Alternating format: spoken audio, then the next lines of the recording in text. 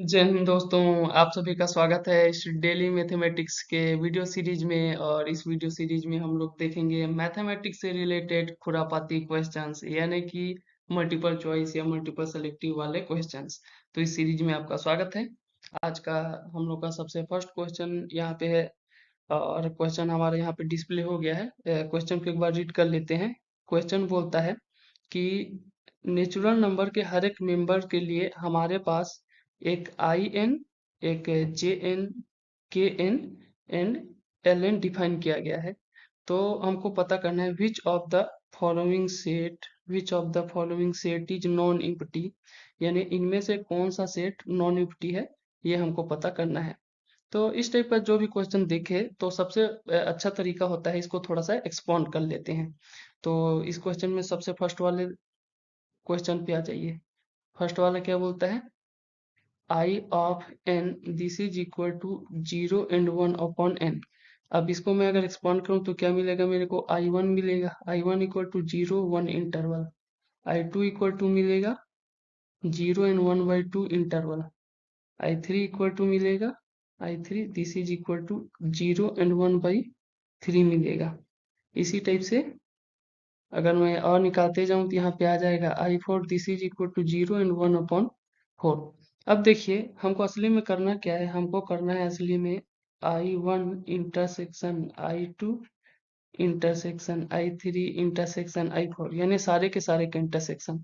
अब जब मैं इंटरसेक्शन करने लगूंगा तो असली में हो क्या रहा है, यहाँ पे है 0 और क्या बोलते हैं यहाँ पे है 1। अब फर्स्ट में हम लोग का बन क्या रहा है, ओपन इंटरवल 0 and 1। तो I1 इंटरसेक्शन।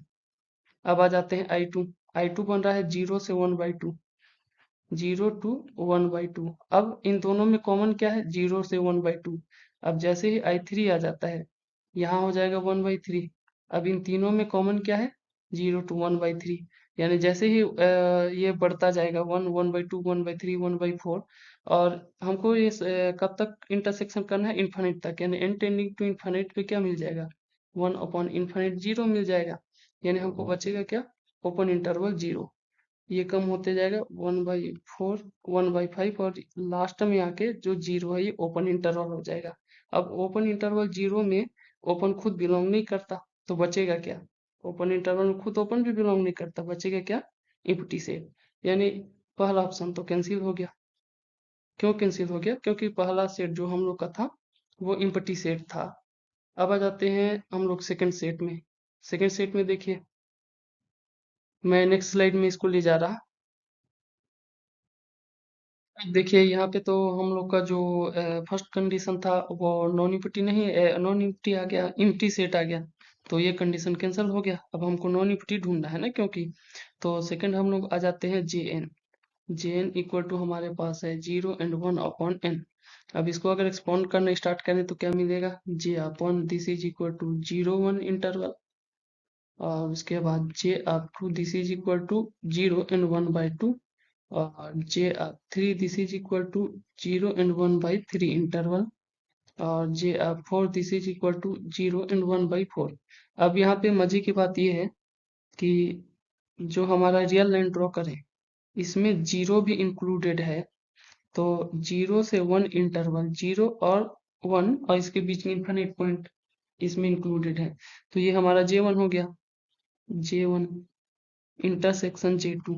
इंटरसेक्शन J2 करूंगा तो 0 1/2, 0 to 1/2। अब इन दोनों के इंटरसेक्शन में कॉमन क्या है, 0 से 1/2, यही बीच दोनों में कॉमन है, इसलिए इंटरसेक्शन में 0 to 1/2 आएगा।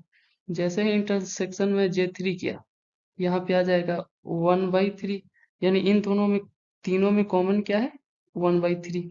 इस टाइप से जब मैं इंटरसेक्शन करते जाऊं nth टाइम तक Jn, और यहाँ पे इंटरसेक्शन कब तक करना है, जे इन्फिनिट तक, इन्फिनिट टाइम इंटरसेक्शन करना है। तो n टेंडिंग टू इन्फिनिट पे 1/∞ क्या मिल जाएगा, 0 मिल जाएगा।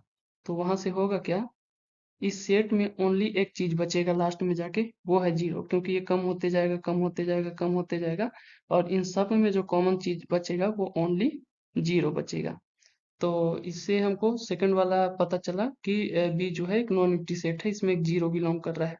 बाकी कोई एग्जांपल्स को भी देख लेते हैं इसमें। तीसरा एंड चौथा कंडीशन में क्या करना है।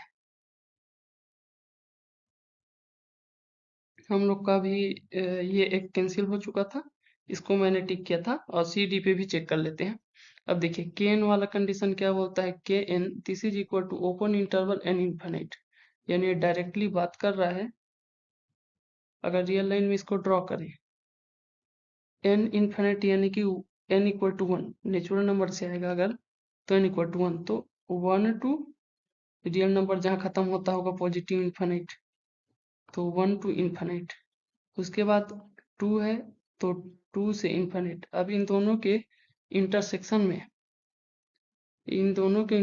में आएगा क्या, जो के ऑफ वन है इंटरसेक्शन के ऑफ टू, इन दोनों के इंटरसेक्शन में टू टू इनफिनिट आएगा।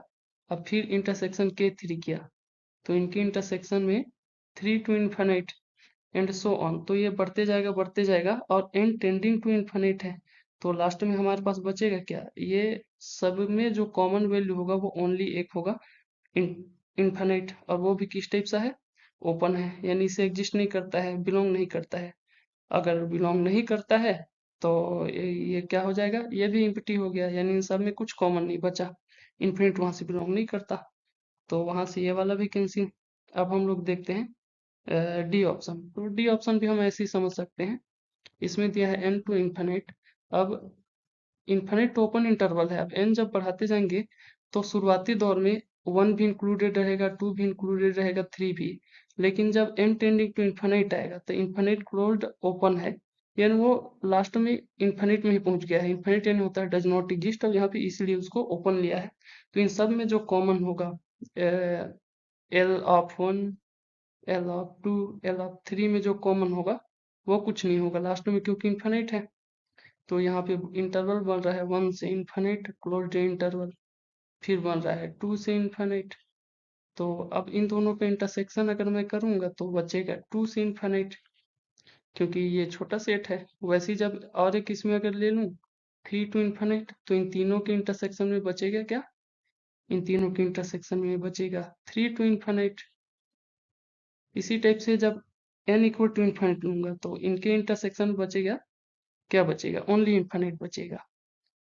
तो इन्फिनिट यहाँ पे ओपन में है, और इन्फिनिट डज नॉट एग्जिस्ट भी होता है, इसलिए भी एक क्या होगा, इम्पटी सेट होगा। तो वहां से ये भी कैंसिल हो गया, तो बचा क्या हमारे पास बी ऑप्शन, तो बी ऑप्शन यहाँ पे करेक्ट होना चाहिए।